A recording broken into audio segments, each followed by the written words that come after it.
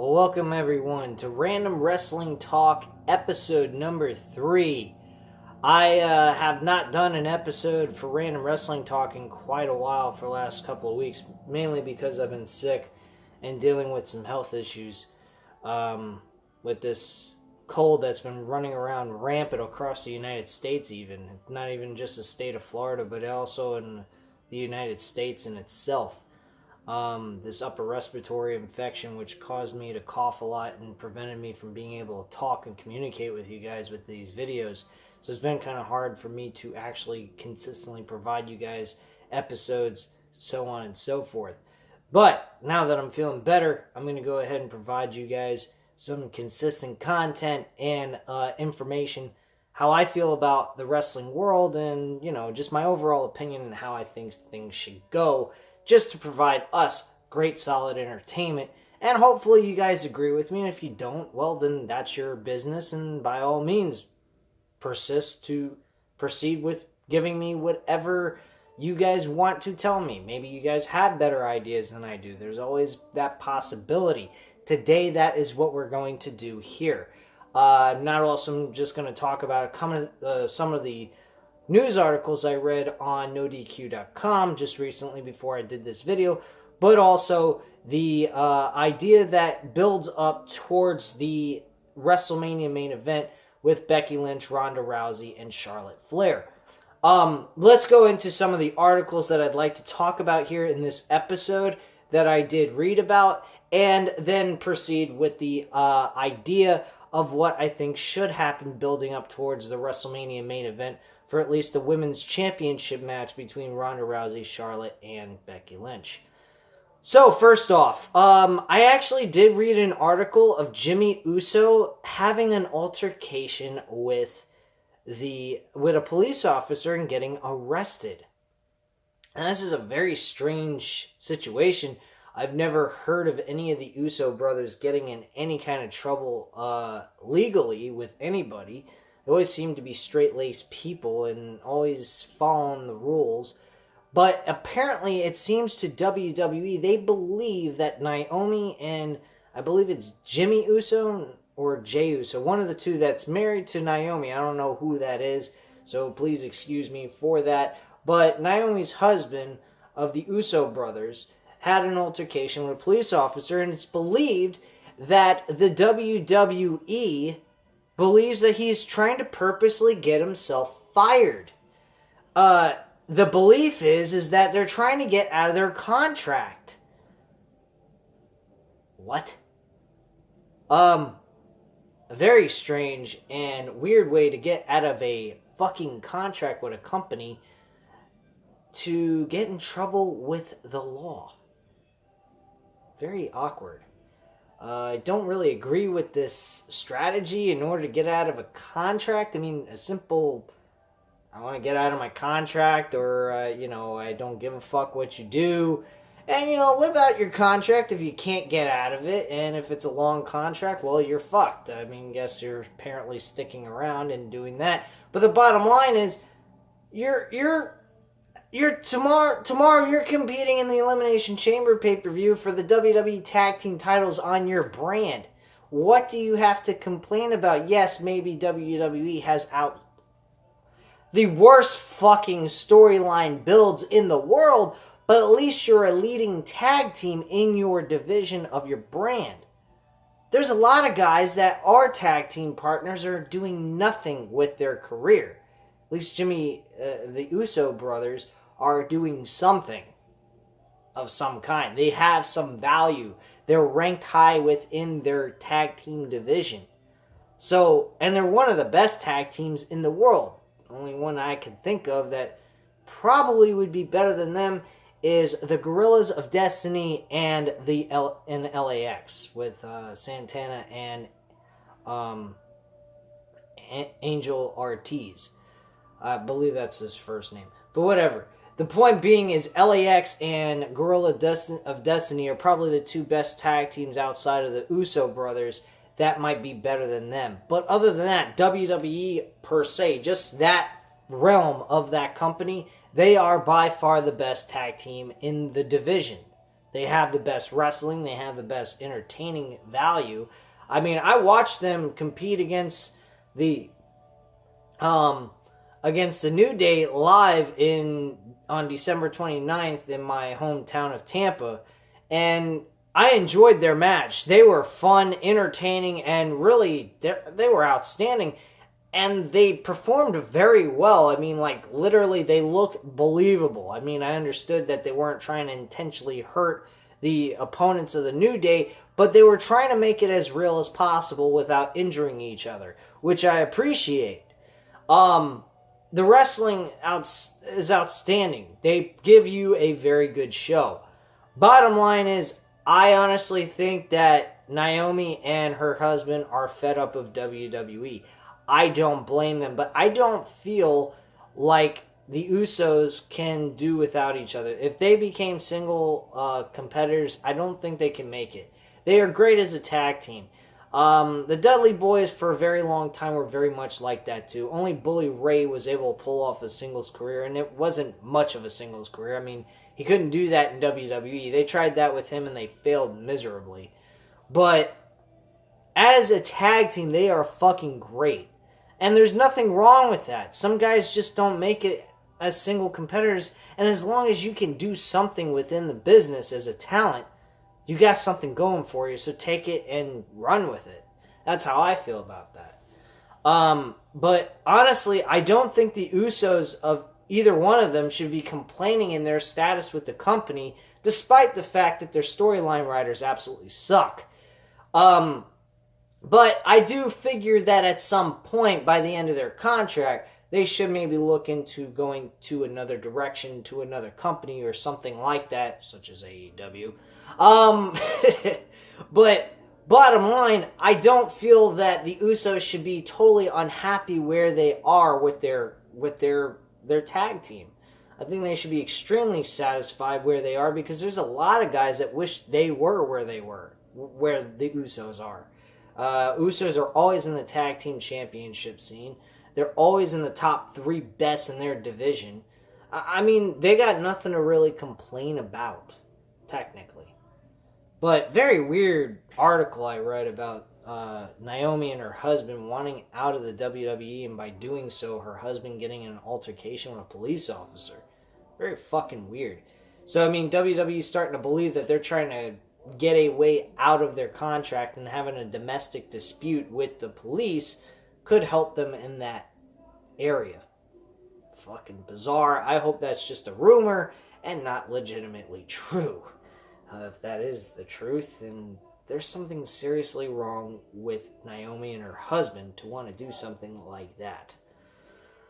Anyway, let's move on to something else. A lot of talk going on about AEW. So much talk going on about AEW, especially with big name performers, such as Chris Jericho. And I got 2 articles that I read about Chris Jericho in talking about Batista and AEW's TV deal. And then I'm going to go right into the build that I would like to present to you guys about Becky Lynch, Charlotte, and Ronda Rousey. So, first topic on Chris Jericho is him trying to, it's supposedly rumored, and this is just a rumor that I read on NoDQ.com, that there is speculation that he actually had a sit-down talk with Batista at a restaurant about business. Something to do about him possibly going to AEW.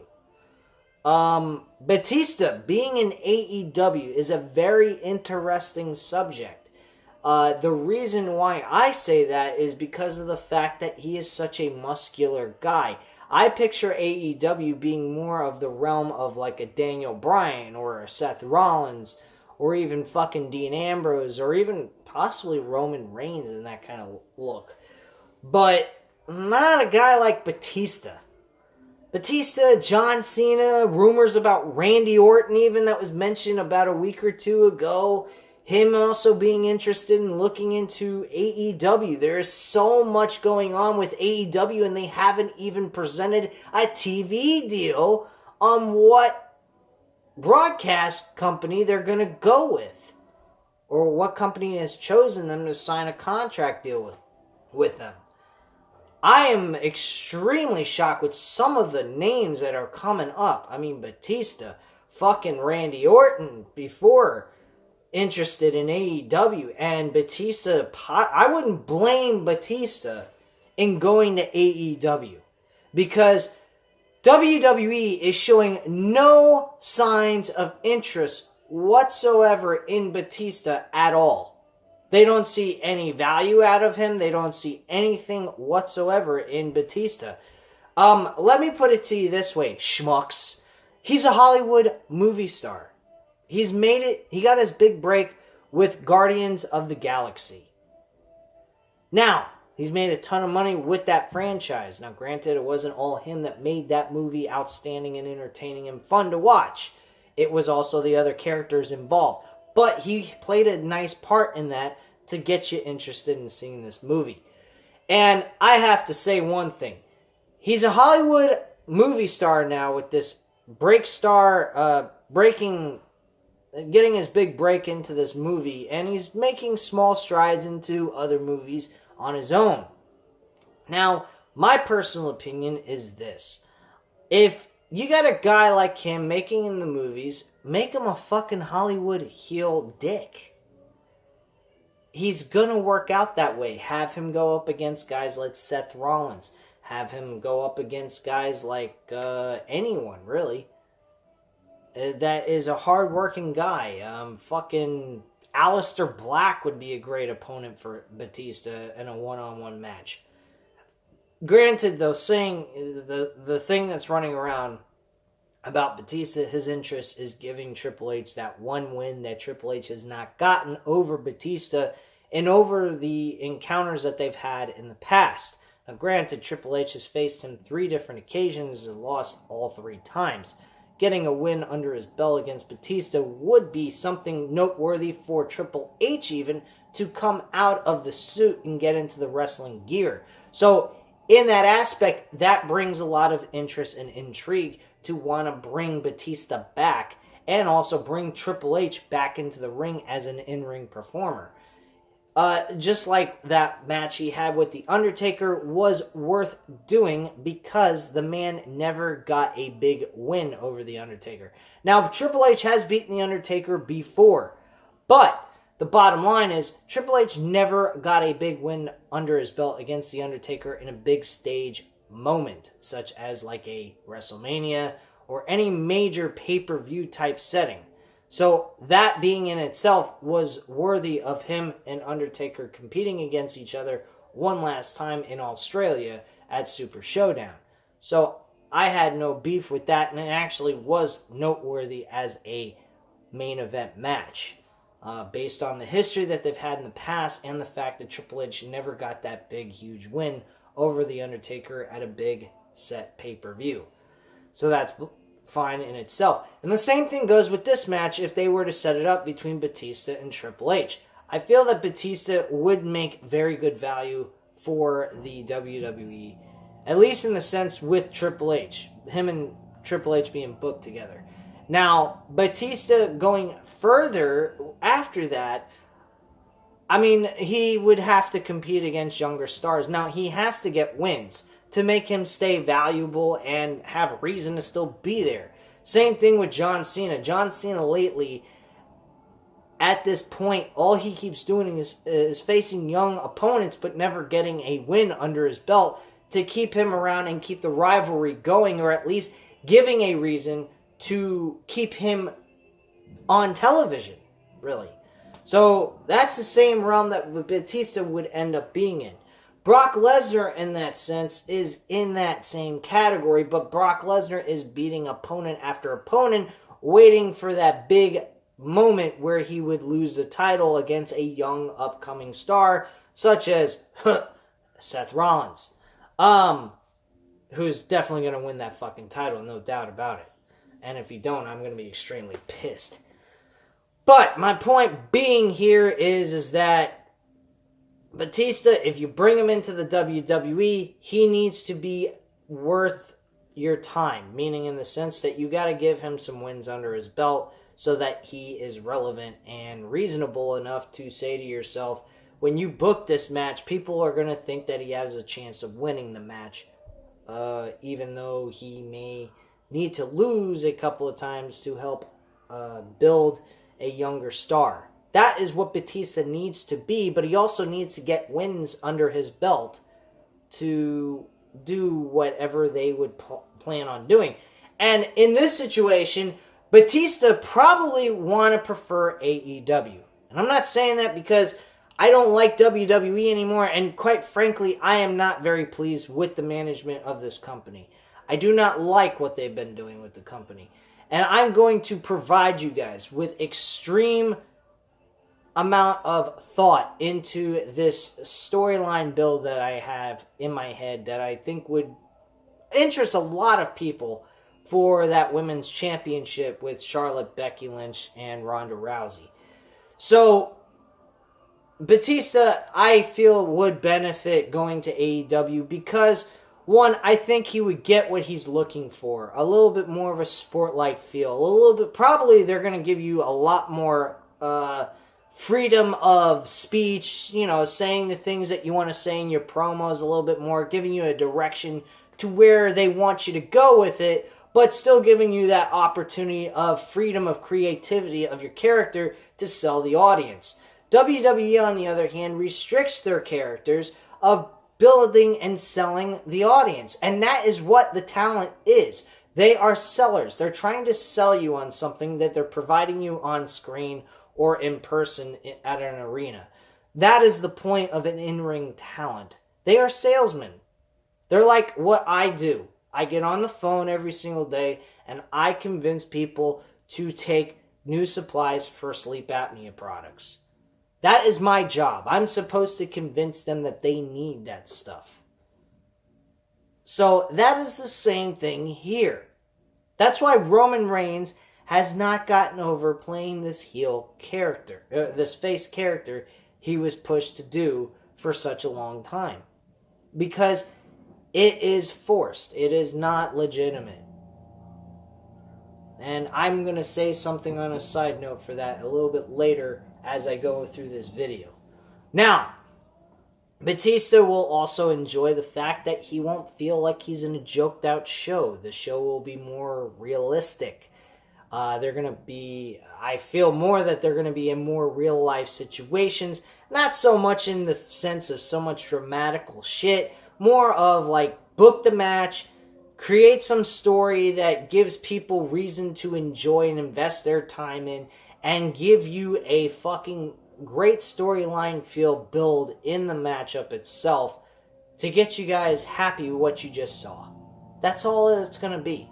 It's not going to be anything fancy. It's not going to be something that's going to try to make you go, holy shit, like, I mean, you can't do that anymore. There is just so many things that have been done in the past that there's just so many combinations. It's like you know what to expect. So get back to the basics. That is what AEW is going to be. It's going to be getting back to the basics. Keeping it simple. Don't make it difficult. Don't make it complicated. That is what AEW is going to be all about, and people are going to appreciate that a lot more than what WWE is providing. WWE is just too... It's just too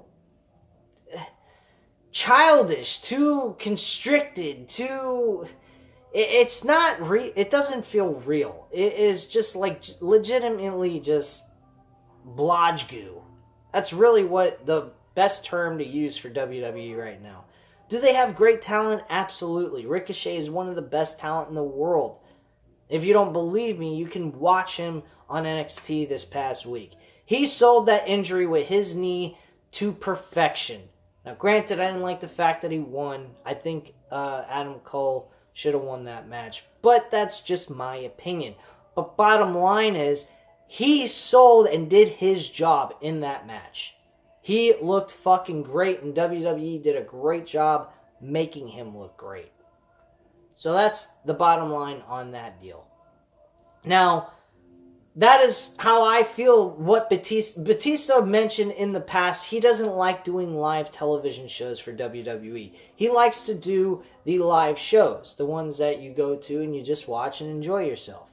That's what he liked doing. And the reason why is there wasn't so much storyline builds. There wasn't so much bullshit going on when you go to these events. It's just simple. You go there, you entertain the crowd, you do your job for 10 to 15 minutes, and you put on a good match, and then you go home. That's what he's looking for. He's looking for something simplistic. Nothing hard, difficult, and made complicated. And also a little bit of creativity and freedom in doing so. When you limit someone down, it takes away their ability to want to be creative. And that's not something you should do to your talent. But that's what WWE does, and that's why they're right now not doing as good as they should be based on what the talent that they have. They have all the talent in the world to put on a great show for everybody. And they just don't do that because of restrictions. Simple as that. Now, last topic of conversation about Chris Jericho. Chris Jericho is stating that AEW is getting a good TV deal. He's mentioned this earlier when he first signed with AEW, and he's still mentioning it now. He gives good reason to why he's telling the truth, and I do believe that in all possibility that he is telling the truth here. Why would a guy like him, who makes really good money now with his band, and I actually was listening to their most recent album they did, and boy, have they transformed the sound on their music. Fozzy has gotten extremely better than what they were back when they first started. I mean, their music was okay then, but they have really transformed their sound of music to a really good sound. I mean, they are fucking great. I like that Judas album. I was listening to that on Amazon Music, and I gotta tell you guys, it is a fucking good album. Every song on that album is worth listening to. It is fun, entertaining, and it just makes you want to dance to or bob your head to, because it's really great music. But Chris Jericho's point of view is, and he's trying to give you guys the idea that they are going to get a good TV deal. The reason why is he said that Chris Jericho stated that he would not have signed with AEW without knowing that they had a good opportunity at a good TV deal.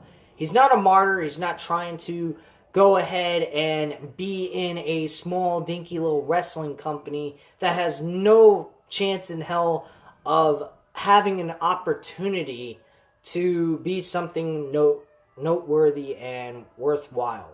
He wants to be able to be part of a company that will help build his brand as Chris Jericho.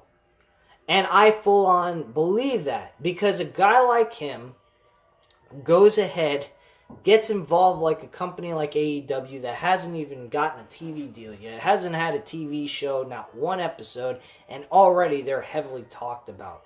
I can't find one fucking thing about that's non-AEW at this point. They're as hot as when CM Punk left the WWE. That is how good AEW has gotten as newsworthy to everybody in the wrestling community. I mean, you won't find anything on JD from New York 206's YouTube channel that's not about AEW. I mean, every freaking video thumbnail he has is about AEW. You'd think he worked for the fucking company. But he doesn't, of course. And I, on the other hand, have looked into trying to find non-AEW. I can't fucking find it worth a shit that is, big news. None of what's going on in the wrestling community is big news that's non-AEW stuff. The only thing that is non-AEW is WWE talent interested in going to AEW anyway. So you got nothing to talk about. Everything I just mentioned, all three articles I've looked up that I feel is worth talking to you guys about, is all about AEW. And not because I'm trying to be a AEW bandwagon guy who wants to just jump on their bandwagon and run away with them. I'm trying to find everything. I can't find shit about Impact Wrestling that's noteworthy. Ring of Honor. New Japan Wrestling? Okay, one thing I can mention, you guys can find this yourself. Jay White won the IWGP Heavyweight Championship. He should have been the guy winning the fucking belt at the freaking Wrestling Kingdom event against Kenny Omega. That should have been the fucking main event. Kenny Omega versus Jay White. That should have been the fucking main event. Jay White should have beaten Hiroshi Tanahashi and taken his spot. Period. Because that was the main event match that should have happened.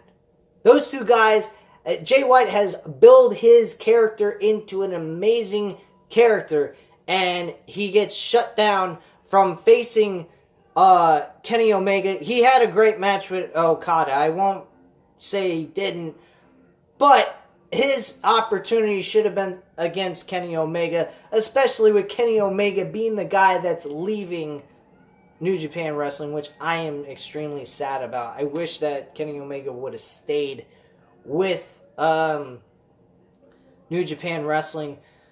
And I'm going to assume people are going to hate me for this. I had a subscription with New Japan Wrestling, but with the fact of how many great talents they have lost in this company right now, such as all the guys from Cody Rhodes to the Young Bucks, Kenny Omega, and a couple other guys that were on that brand or in that company have left for AEW.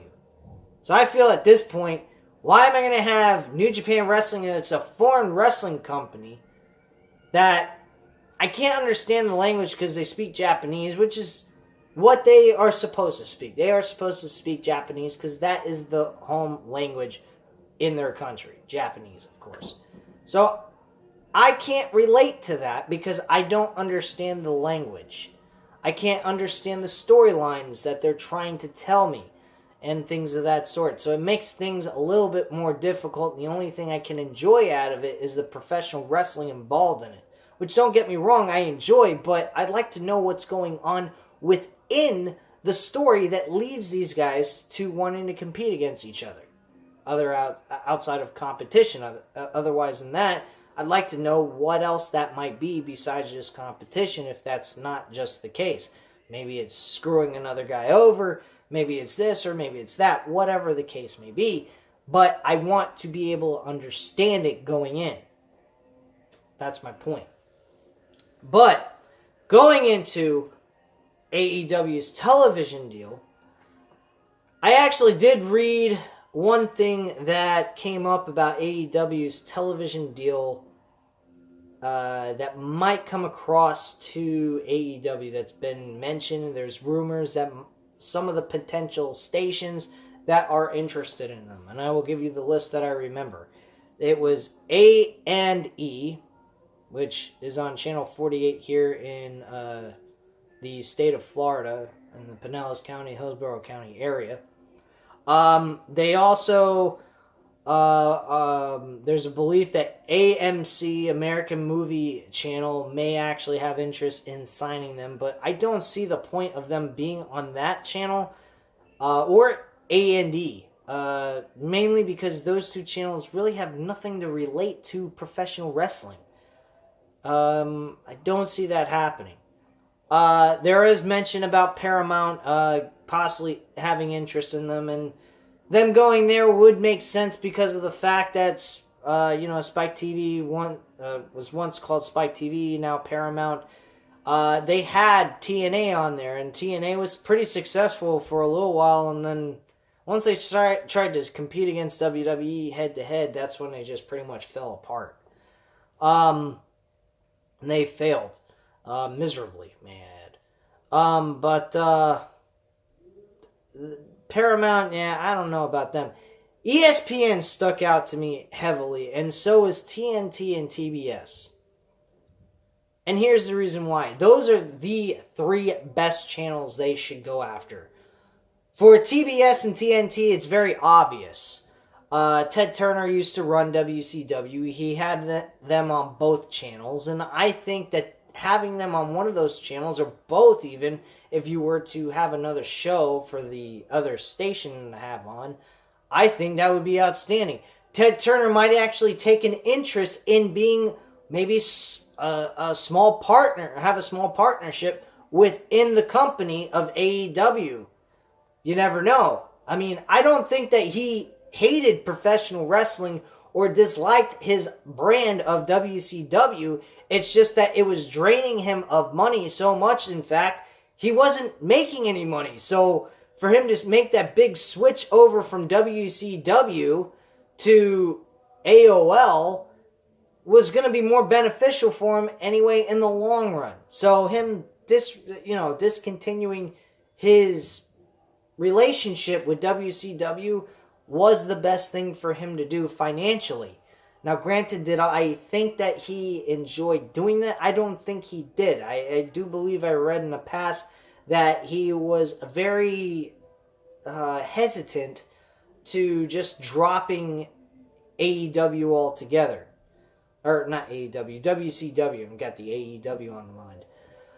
But yeah, WCW, I don't think he really wanted to do that initially, but as time has gone on and what AOL wanted him to do, he had to do what's best for him financially and business-wise. So, I mean, the guy had to give it up. There was no saving WCW the way they were going. I mean, he doesn't have, I don't feel, the brains to be able to, not saying he's stupid or anything, but just not the credibility to understand the wrestling business. He needed someone that's a little bit more knowledgeable, and I don't think Eric Bischoff is even the guy for that, because he doesn't have a way of building characters into building new stars.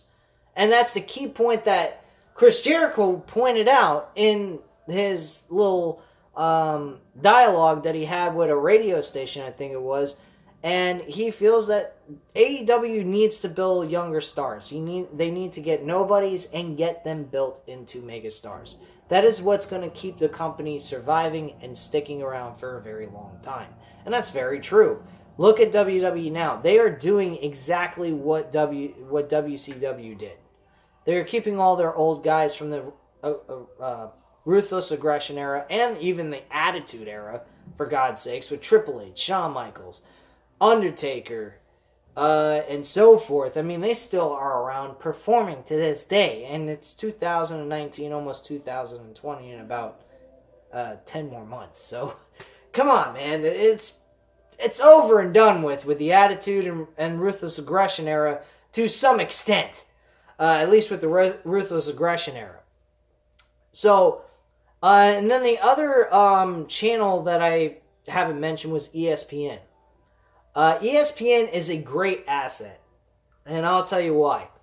ESPN used to have a company, I believe it was, I'm trying to remember what the fucking name was. It has the same logo that John Cena used to have. It was, I forgot the name of the company. Point being, if you guys could research this for me or what have you, please correct me on this. I'm definitely wrong. I'm not sure on what company it was that actually performed on ESPN, but I believe it was All Star Wrestling, I believe it was called. It was AWA. Yeah, AWA. AWA had an ESPN deal with them. They actually had a weekly television show where they gave you a live event for free and, just week-to-week television show. And that's pretty much what they provided you week to week. And it was performed under a lot more of a authentic sporting event. And I think that would be really the best place. Not also would ESPN benefit from it with All Elite Wrestling, but All Elite Wrestling might benefit from it as well, because ESPN has ESPN Plus. They could do what UFC does now. Some of the events of UFC Fight Night events are appearing on ESPN Plus, and tomorrow they're going to have a live UFC Fight Night event on ESPN as well. So you get both sides of the coin. You can watch them on ESPN, but if you want to watch a lot of the shows of the All Elite Wrestling on ESPN Plus, that will gain them subscribers, and it's only $4.99, which is not that big of a deal. And by making that switch, they could all Elite Wrestling could also, talk out a deal with ESPN in getting some of the profit that they get from the subscription with them being on there. So, they could benefit from just being with ESPN alone. Now, if you can't get something like what I just mentioned, some piece of the pie from the ESPN Plus app, then at that point, I would just talk to them about just being on ESPN, period. Because I sure as hell wouldn't want my followers of All Elite Wrestling having to pay $4.99 just to watch professional wrestling alone and not get anything out of the pie. I think that would be fucking stupid. And not to mention a waste of their money as well, for the fans that watch it. So, if they can't get, what they're looking for out of ESPN by getting a profit of the deal out of ESPN Plus, I would personally try to shoot for the idea of just creating my own streaming service like every other wrestling company has done in the last 3-4 years. Since the WWE Network started, there's been a lot of other wrestling companies that are doing the exact same thing. So, All Elite Wrestling will definitely benefit from that. Even if they create their own fucking streaming service, people will subscribe. Guarantee you that. But those are the major names that have been presented to what's rumored to be possibly the thing that All Elite Wrestling has to choose from and has been talked to about. So, if those rumors are true, which I hope they are, especially ESPN, TNT, and TBS, they got a really good shot at a great opportunity to compete against WWE. Just saying. Alright, now, let's move on to the main topic of conversation here that my friend Matthew brought up to me that I should talk about here on Random Wrestling Talk episode number 3. If you guys, in future videos, if you guys want to ask me to do something or, request a topic of conversation in these videos, I'd be more than happy to do that. Request anything you like, and I'll do it as best as I can. Most definitely for these Random Wrestling Talk episodes. So let's go into the build of Charlotte, Becky Lynch, and Ronda Rousey. Let's see here. I've followed JD on JD from New York 206 on YouTube for the last couple of weeks since I discontinued watching WWE once again. I keep giving them opportunity after opportunity with chances of hope that I have some reason to want to watch this shit on a week-to-week basis. I want to be able to follow what's going on. I don't just want to watch the pay-per-views and then, be completely going into this blinded. I know for a fact that it's nothing worth going crazy over or saying, oh my god, this is amazing. It's getting me excited to watch the fucking pay-per-view. But, at least a little education to myself and knowledge what's going on within the WWE Universe field of things.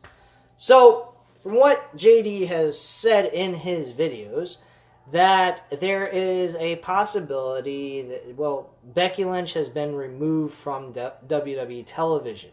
She's been suspended for 60 days for some of her actions and things that she has said, mostly to Stephanie McMahon.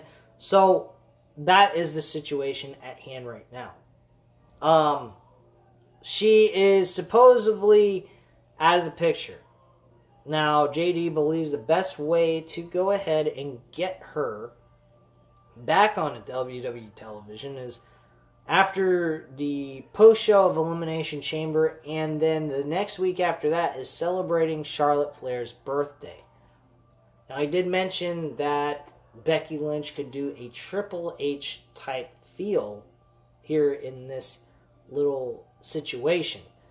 They could have this as the main segment at the end of the show where Charlotte Flair is celebrating her birthday with her dad and a couple other names that have interests or are on the side of Charlotte Flair, blah, blah, blah.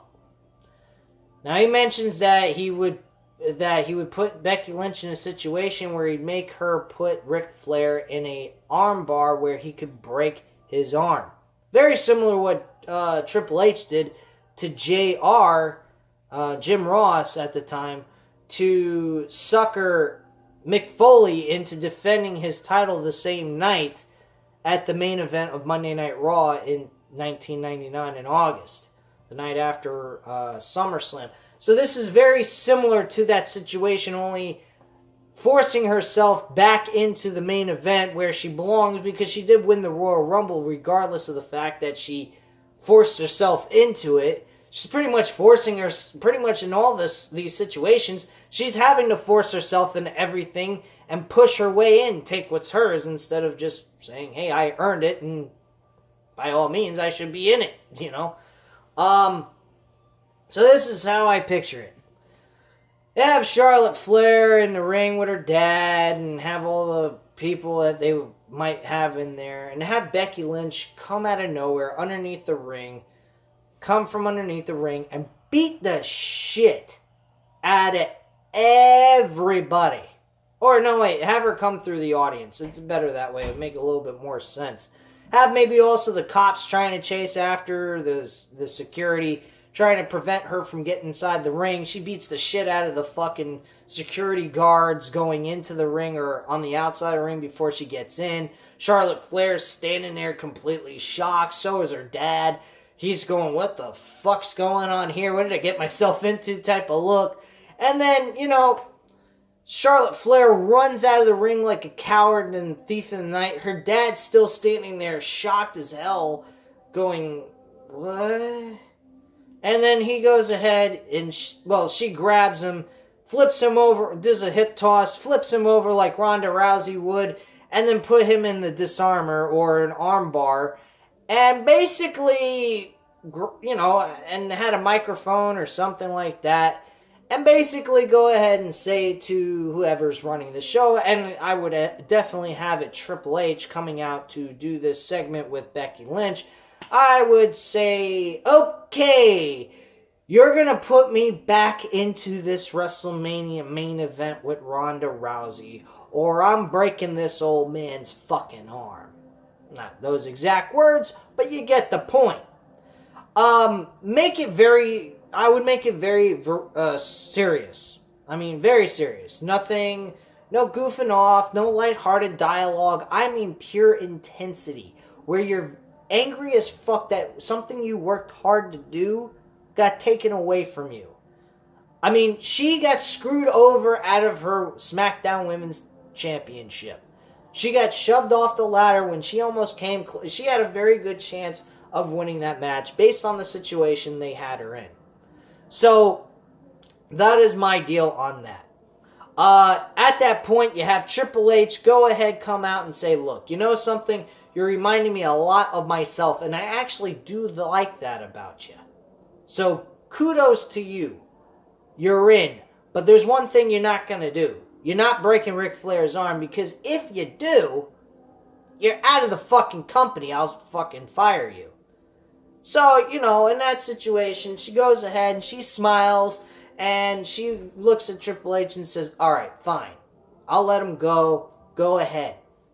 You have fucking Charlotte crying her eyes out, begging Becky Lynch not to do this before all this goes down, so on and so forth. And that's how you pretty much set it all up. You have some dialogue here, dialogue there, all that shit between Ronda Rousey, get her a little bit more involved because she's kind of fallen out of the picture. It seems to be more that the main event should be Charlotte Flair versus Becky Lynch than anything else. But, be quite frank with you, if you really look at it, those two have held the women's division up on a fucking pedestal. I mean, literally, they have raised the bar of what women wrestling needs to be in the WWE women's division. That's it, plain and simple. Whether you love Ronda Rousey or you don't love Ronda Rousey, or not Ronda Rousey, whether you like Charlotte Flair or you don't like Charlotte Flair, it don't fucking matter, because the way they have portrayed her on this company is what they needed to do. Vince McMahon is favoring Charlotte Flair. Well, let me tell you something, people. When Roman Reigns comes back to performing in the WWE and he heals from leukemia, I honestly believe this is the same exact thing they need to do with Roman Reigns when he gets back. He needs to have Vince McMahon in his corner, supporting him.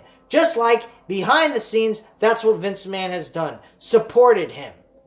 He has put him on the fucking rocket ship to the main event, to the main event scene, where people don't believe in him. But when you put him next to Vince McMahon and you tell people the fucking truth and be real with them, they can respect you for that, whether they agree with your opinion or not. And Vince McMahon is not portraying that same exact image that he does with what he's doing with Charlotte Flair. And look at Charlotte Flair right now. She is deserving to be in the main event because she's being portrayed the right way. That is what Roman Reigns needs. He needs to be portrayed the right way. Becky Lynch is a face because she is portrayed the right way. She is not favored by WWE officials. She is getting all where she's at right now because of the audience. And because of the audience expressing their opinion and interest in her, that's why she is where she is right now. And until you put Charlotte Flair through the ringer and make her not look favorable as a main event player, that is when the people will enjoy truly cheering for her.